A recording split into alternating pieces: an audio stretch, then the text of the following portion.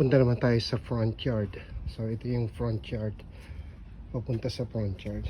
Meron ding konting mga halaman. Ayan. Okay. So yan yung front yard.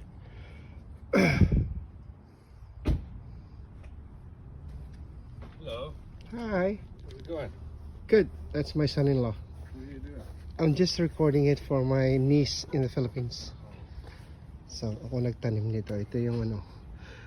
Ang tawag dyan sa halaman na yan ay Rose of Sharon. Okay? Yan ang Rose of Sharon. Ang bulaklak niyan ganito. Yan.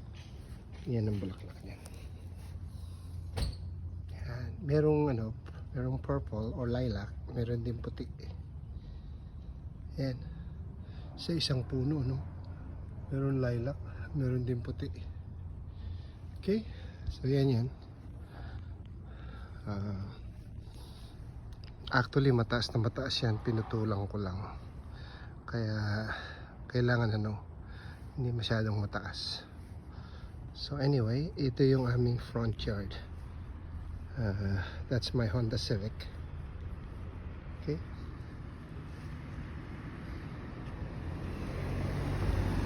ayan, yan ang front yard namin. Ayan. Ito.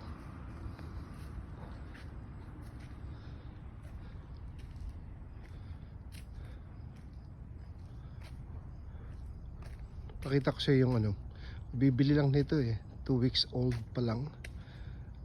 Bumili yung aking firstborn, si Jennifer. Binili niyang kotse. That's it. That's 2 week old Tesla. Hindi ko alam kung anong model yan. Hindi kasi ako marunong sa kotse. Okay. Yun naman yung aking meron akong SUV. At ito yung ginagamit nating Ayan. Ayan ang Chevrolet Venture. Ginagamit natin yan for BMW. BMW is bread ministry work. So every Friday and every Thursday, today is Thursday, nagpipick up kami ng bread.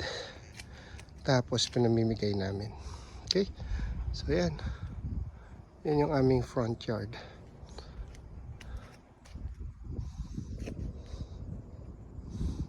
Sa gitna nito, sa harapan na to, yan yung maple leaf tree.